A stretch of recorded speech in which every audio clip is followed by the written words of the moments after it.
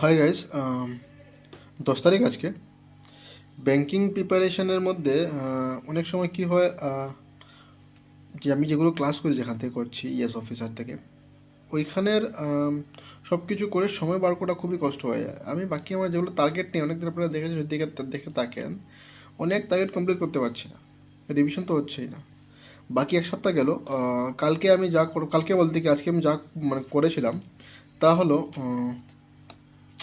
কারণ রোববার দিন আশিস স্যার বলেছিলেন যে টেস্ট আছে, তাই আমি ওই টেস্টের জন্য বাকি যে পিডিএফগুলো দিয়েছিলেন এগুলো সলভ দেখাই আপনাদের। এটা তো কোডিং ডিকোডিংয়ের স্যারের ক্লাস নিচ্ছেন। একবার আমি কোডিং ডিকোডিং অলরেডি কমপ্লিট করেছি, কিন্তু বাট মানে কমপ্লিট করেছি মিনস বাকি যে রেকর্ডেড ওনার কোর্স ছিল তাতে আমি কমপ্লিট করেছি। বাকি ওখানে এগুলো আমি লাইভ দেখছি না, শুধু পিডিএফ সলভ করার চেষ্টা করছি বা ইউটিউব থেকে। বাকি একটা দেখাই আমি আপনাদেরকে। আশিস স্যার যে ম্যাথ 2026 চলছে, এটা থেকে যে যে পিডিএফগুলো উনি দিয়েছেন, এই স্টাডি ম্যাটেরিয়াল যেগুলো, এগুলো তো হ্যান্ড রিটেন নোটস। যে এখানে আপনারা দেখাই, ওই বেদিক ম্যাথসে দুটো পিডিএফ ছিল এখানে, 1500 কোয়েকশন, 1050 কোয়েকশন, আর এটাতে কত 1475 কোয়েকশন। এগুলো সলভ করতে অনেক সময় লেগে যাচ্ছে, কিছু বুঝতে পারছি না।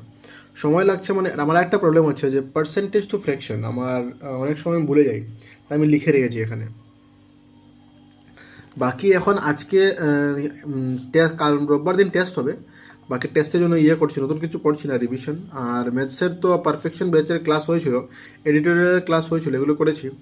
বাট এখন আমার অনেক সময় বুঝতে অনেক অসুবিধা হচ্ছে। আমি এটাই ভাবছি যে কি করব, বুঝতে অসুবিধা হচ্ছে। বলতে গেলে যে অনেক সময় সলভ করতে পারছি, আবার করতে পারছি না, এইরকম টাইপের মনে হচ্ছে। অনেক সময় মার্ক আসছে না, রং হচ্ছে। কিন্তু আমি ডেডিকেটলি এখন লাইভই ক্লাস করছি, কারণ লাইভ ক্লাস করলে নিজেকে আমি মানে রাখতে পারি যে যাতে রেগুলার করি, মিস না হয় এরকম টাইপের। বাকি এটাই আজ থাক। আর এখানে বসে আমি পড়াশোনা করি, এই টেবিল আমার, বসেই পড়াশোনা হয় এখান থেকে। বিছানায় বসে বেশি পড়াশোনা করি না, কারণ বিছানায় বসলেই ঘুম আসে। আরেকটা কথা, মধ্যে আমার বোধহয় 2 দিন বন্ধ হতে পারে। বন্ধ হতে পারে মিনস হচ্ছে যে আমি 2 দিনের জন্য বাড়ি যাব, কারণ মকর সংক্রান্তি আসছে।